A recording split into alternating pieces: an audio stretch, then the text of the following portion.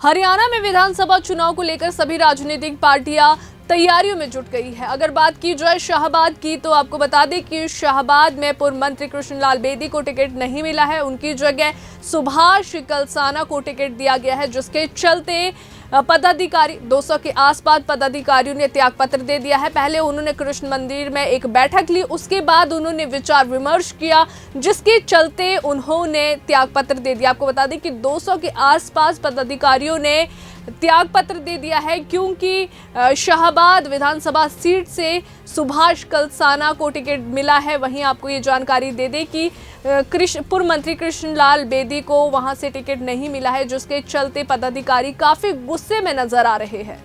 आपको बता दें, पूर्व मंत्री कृष्णलाल बेदी शाहाबाद से भाजपा की टिकट के दावेदार थे। भाजपा ने पहली लिस्ट में उनकी बजाय अखिल भारतीय विद्यार्थी परिषद के पूर्व राष्ट्रीय कार्यकारिणी सदस्य सुभाष कलसाना को कैंडिडेट बना दिया। इससे कार्यकर्ताओं में 2 दिनों से रोष है और वे अपने त्याग पत्र भी लिख रहे हैं। आज शाहाबाद में हर मिलापी कृष्ण मंदिर धर्मशाला में भाजपा के हलके के तीनों मंडल अध्यक्षों की अध्यक्षता में बैठक हुई। इसमें कृष्ण बेदी की टिकट काटने पर रोष जताया जा रहा है। कृष्ण बेदी समर्थक और हल्का मंडल अध्यक्षों ने कहा कि पूर्व मंत्री कृष्ण बेदी के टिकट काटने के चलते कार्यकर्ताओं और समर्थकों में रोष है। अगर पार्टी 2 दिनों में टिकट में बदलाव नहीं करती तो हल्के के तमाम पदाधिकारी अपने पदों से त्यागपत्र दे देंगे। पत्रकारों से बातचीत करते हुए भाजपा किसान सेल के जिला प्रवक्ता करण सिंह तूर ने कहा कि आज हल्के के तीनों मंडल अध्यक्षों की मौजूदगी में कार्यकर्ताओं और समर्थकों की बैठक आयोजित की गई है। कार्यकर्ताओं को संयम बनाने की अपील भी की गई है। वहीं और क्या कुछ कहते हैं भाजपा कार्यकर्ता, ये सुनते हैं। देखिए, वो सभी पत्रकार बंधु आज यहाँ पहुंचे हैं।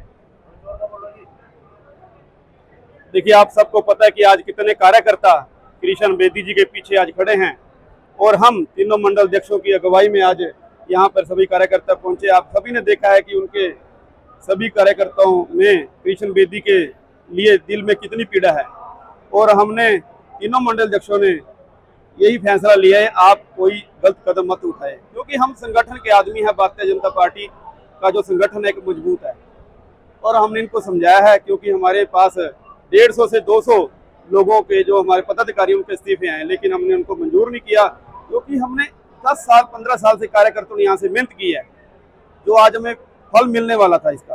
लेकिन पता नहीं क्या हुआ, आला हाईकमान ने जो सर्वे किया किस हिसाब से किया, जो हमारे से राय शुमारी ली गई थी वो भी गलत है, उसका निर्णय हमारे सामने नहीं आया। तो हमने आला हाईकमान से कल बात की है, मेरी रात भी दिल्ली बात चलती रही, उन्होंने हमारे से 2 दिन का समय मांगा है उन्होंने। तो हमने रात बैठ के यही फैसला लिया है कि जो आला हाईकमान का आदेश होगा 2 दिन के बाद 21 मेंबर कमेटी हमने बनाई है, उसके बाद जो रूपरेखा तैयार की जाएगी वो सभी को बताया जाएगा। लेकिन हमें पूरा विश्वास है कि आज जिस तरह कार्यकर्ता यहाँ पर इकट्ठे हुए हैं और आला हाईकमान अपनी जो भी है इस फैसले को बदलेगा और ये सीट कृष्ण बेदी जी को मिलेगी और सभी कार्यकर्ता कृष्ण बेदी जी के। देखिए, कार्यकर्ताओं में काफ़ी रोष है, हमारे पास काफ़ी बातें आई हैं, लेकिन हम बता नहीं सकते। हमारा आज का मीटिंग का करने का मतलब यही था, सभी कार्यकर्ताओं को समझाना, क्योंकि संगठन एक हमारा है, इससे हम बाहर नहीं जा सकते। हम अपनी पीड़ा है जो सभी कार्यकर्ता ने आज यहाँ पे जाहिर की आपके सामने भी, और आला हाईकमान तक हमारी बात हो चुकी है, उन तक भी हमारी पीड़ा पहुँच चुकी है सभी कार्यकर्ताओं की, और जल्द इस पे आला हाईकमान हमारा फैसला लेगा और आप सबके सामने होगा। नैब सैनी जी, हमें भी पता लगा था वो शाहबाद आए थे, उन्होंने कृष्ण बेदी जी से मिलने आए थे, लेकिन बेदी जी रोहतक आज भी वो अपनी संगठन के कार्यकर्ता जो संगठन ने ड्यूटी लगा रखी है, सच्चे सिपाही के रूप में वो आज काम कर रहे हैं। तो सीएम साहब की बेदी जी से बात हुई, उन्होंने कहा मैं रोहतक हूँ, संगठन के काम लगा हुआ, लेकिन इसके बाद वो सीएम साहब यहाँ से संदीप गर्ग जी से मिलके सीधा चले गए। देखिए, ये तो 21 मेंबर कमेटी बैठेगी, उसका फैसला होएगा, लेकिन हम एक बात मैं कर दूं कि हम संगठन के आदमी हैं, संगठन से हम बाहर नहीं जा सकते। हम अपनी पीड़ा आला हाईकमान तक पहुँचाई है, हम सच्चे सिपाही हैं भारतीय जनता पार्टी के, पार्टी तक अपना फैसला पहुँचाया है, जो भी हमारा फैसला होगा पार्टी का हमें मंजूर होगा। सर गोल्डी जी, सबसे पहले तो आप सभी का धन्यवाद। मेरे सभी देवतुल्य कार्यकर्ता हमारे आज यहाँ पहुंचे हैं। हमारे BLA-2 हमारे बूथों के प्रमुख हमारे मंडल अध्यक्षों की अध्यक्षता में इन्होंने ये मीटिंग बुलाई थी, यहाँ पहुंचे हैं। और मैं यहाँ पहुंचे अभी सारे देवतुल्य कार्यकर्ताओं का दिल की गहराइयों से धन्यवाद करता हूँ, जो कृष्ण बेदी के पीछे अपने नेता को जिंदा रखने के लिए तन मन धन से खड़े हैं, आज भी ताकत लगा रहे हैं। और इस आज जो ये मीटिंग आई, इसमें हमारे मंडल अध्यक्ष सारे तीनों मौजूद थे और मीटिंग में सभी कार्यकर्ताओं को एक ही बात कही गई है कि आप 2 दिन तक शांति रखें। हमारे भाई सर्वजीत कलसानी जो मंडल अध्यक्ष हैं, इनसे 5 मैसेज आ रहे हैं, कुछ सोशल मीडिया में मैसेज आ रहे हैं कि पार्टी 7 टिकटों पर दोबारा विचार कर रही है, उसमें शाहबाद की टिकट भी है। अगर ऐसा होता है तो हमें खुशी होगी, क्योंकि बेदी जी ने इस हल्के में बहुत मेहनत की है और 14 से लेकर 19 तक उन्होंने इस हल्के की कायाकल्प करने का काम किया, विकास की गंगा बहाई थी। आज हमें उनकी जरूरत है, शाहबाद को जरूरत है, इसलिए हम लोग प्रयास कर रहे हैं कि ये टिकट को बदलाया जा सके। उसके साथ साथ आपने ये पूछा था भाई इस्तीफे कितने आए हैं, इस्तीफे तो सारे ही देने को तैयार बैठे हैं, क्योंकि ये पौधे बेदी जी के ही लगाए हुए हैं। इनके लिए किसी ने इनमें से 70% तो ऐसे कार्यकर्ता हैं जो बीजेपी से डायरेक्ट नहीं जुड़े, ये बेदी जी से डायरेक्ट जुड़े हैं। वो मुंह पे बोलते हैं अब हमें आजाद कर दो, लेकिन हम कोशिश कर रहे हैं भी जो ये फुलवाड़ी बेदी जी की तैयार की हुई है, उस फुलवाड़ी को हम जिंदा रखें और भारतीय जनता पार्टी को शाहबाद में जिंदा रखें। उस षड्यंत्रकारियों ने षड्यंत्र किया है, उनका अंजाम तो वो भुगतेंगे।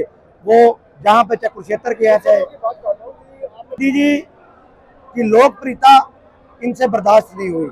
ये चाहते थे कि बीजेपी को अपनी ग्रिप के नीचे रखे, अपने पैरों के नीचे रखे। बेदी जी ने 2007 से आहिस्ता आहिस्ता करके इनकी पैरों के नीचे से जो बीजेपी फंसी हुई थी, उसको निकाल के आज हजारों की संख्या में बीजेपी पहुंचाने का काम किया। उनका सबसे बड़ा मलाल था कि किस प्रकार से कृष्ण बेदी को शाहबाद से खत्म किया जाए, और उसमें षड्यंत्र में कुरुक्षेत्र के लोग भी हैं, हमारे को पता है। एक बार गांव में घुस के तो देखे है कुरुक्षेत्र के, जिनपे मुखोटा किसी और संगठन का लगा हुआ है, उनके पीछे एक सिंगल आदमी नहीं है। मैं कल भी बोला था, आज भी बोल रहा हूँ, गांव में घुस के तो देखे, पता लगे कैसे वोट मांगे जाते हैं, कैसे लोगों के पैर पकड़े जाते हैं, कैसे लोगों की मदद की जाती है। केवल कुरुक्षेत्र में बैठ के बेदी का कत्ल करवाने का काम किया। इसमें जो षड्यंत्रकारी है वो भी अलर्ट रहे। तीनों मंडल अध्यक्षों की अध्यक्षता में हमारी बीबी जी करतार कौर जी हैं, ये हमारी स्टेट काउंसिल की मेंबर है, उनकी अध्यक्षता में 21 कमेटी मेंबर कमेटी बनेगी और उसी कमेटी ही आगे अगला 2 दिन बाद स्टेप लेगी। तो हम पूर्ण रूप से तैयार हैं। हमने तो बेदी जी को ये भी बोल दिया, गोल्डी जी आप निर्दलीय लड़ लो, लेकिन वो पार्टी को अपनी मां मानते हैं और पार्टी छोड़ने को तैयार नहीं। जी भाजपा नहीं छोड़ सकता, वो मर जाएगा आदमी, वो भाजपा नहीं छोड़ सकता। इतना तो मेरे को भी गारंटी हो गई, वो भाजपा को अपनी मां से भी ज्यादा मानता है। आसन दिया हमारे मंडल अध्यक्ष सर्वजीत जी ने, 2 दिन के लिए इनकी कहीं बात हो रही है और 2 दिन वेट कर लेते हैं।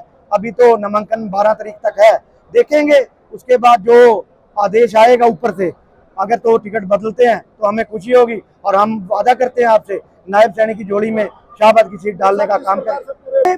पार्टी में कहीं ना कहीं कमी आ गई है।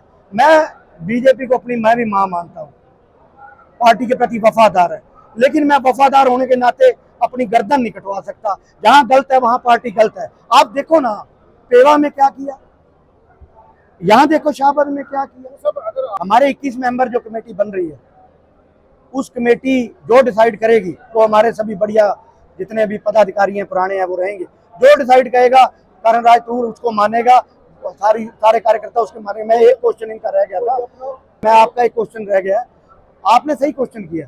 बीजेपी पार्टी भी जो डिफरेंस है तभी लोगों के दिलों में चाहिए।